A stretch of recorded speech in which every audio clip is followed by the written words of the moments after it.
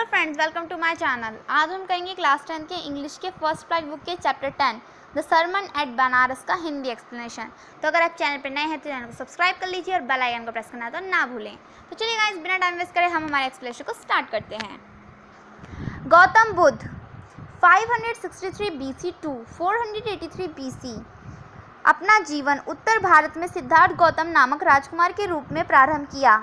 इन्होंने 12 वर्ष की आयु में उन्हें पवित्र हिंदू धर्म ग्रंथ पढ़ने भेजा गया और 4 वर्ष पश्चात घर लौटकर उन्होंने एक राजकुमारी से विवाह किया। उनका एक पुत्र हुआ और इस वर्ष तक उन्होंने राज परिवार के अनुरूप जीवन जिया।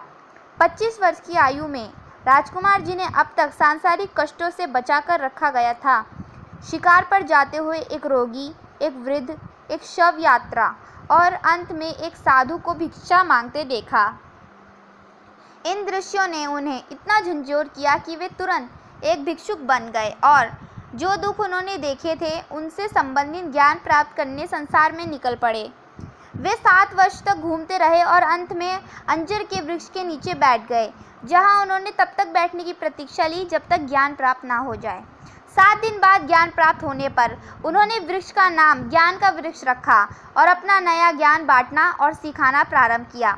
अब वे बुद्ध कहलाए। बुद्ध ने अपना पहला प्रवचन बनारस शहर में दिया, गंगा नदी के सबसे पवित्र घाटों में से एक।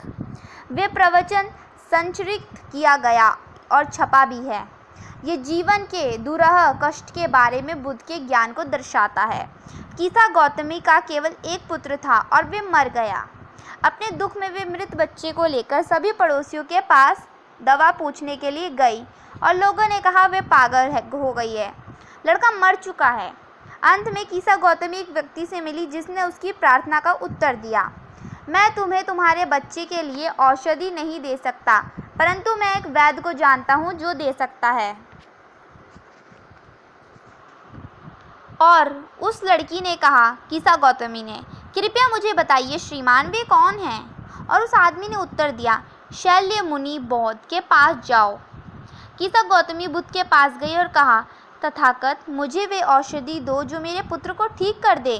बुद्ध ने उत्तर दिया, मुझे एक मुट्ठी भर सरसों के दाने चाहिए। और जब लड़की ने खुश होकर ऐसा करने का वचन दिया, बुद्ध ने कहा, सरसों के दाने ऐसे घर से चाहिए जहाँ किसी ने बच्चा, पति, माता पिता या मित्र ना खोया हो। बेचारी कीसा घर घर गई और लोगों ने उसे दया कर कहा, ये रहे सरसों के दाने, ले जाओ। पर जब उसने पूछा, क्या तुम्हारे परिवार में पुत्र या पुत्री, पिता या माता मरे हैं? उन्होंने उसे उत्तर दिया, शोक का विषय है, जो जीते हैं वे थोड़े हैं और जो मर गए हैं वे बहुत अधिक हैं। हमें हमारे गहन कष्टों को याद मत दिलाओ।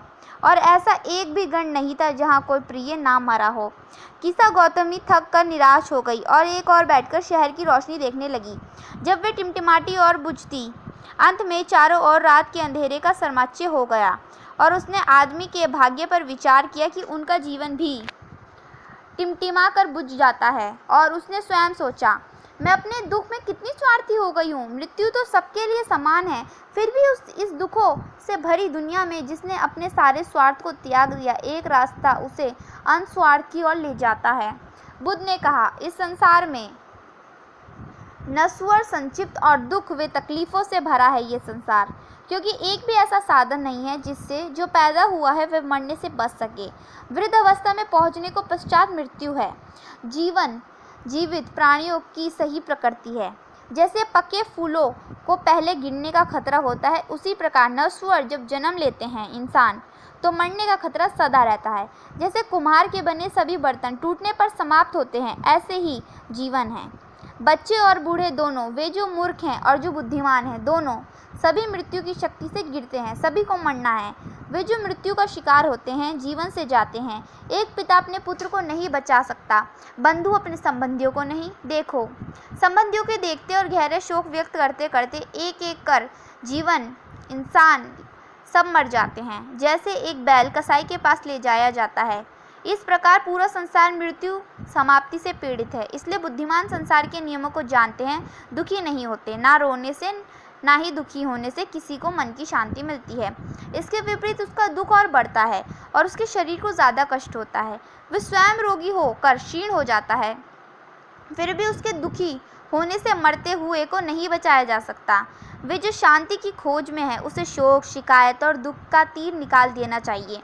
वे जो तीर निकाल लेता है वो स्थिर मन की शांति पाएगा। वे जिसे सब दुखों पर काबू पा लिया है दुखों से मुक्त हो जाएगा और आशीष पाएगा। तो गाइस यही था हमारा एक्सप्लेनेशन। अगर आपको वीडियो पसंद आई है तो चैनल को लाइक कर लीजिए, सब्सक्राइब कीजिए और बेल आइकन को प्रेस करना ना भूलें। When you like my videos please like, comment and subscribe my channel. So guys thank you for watching. Bye bye.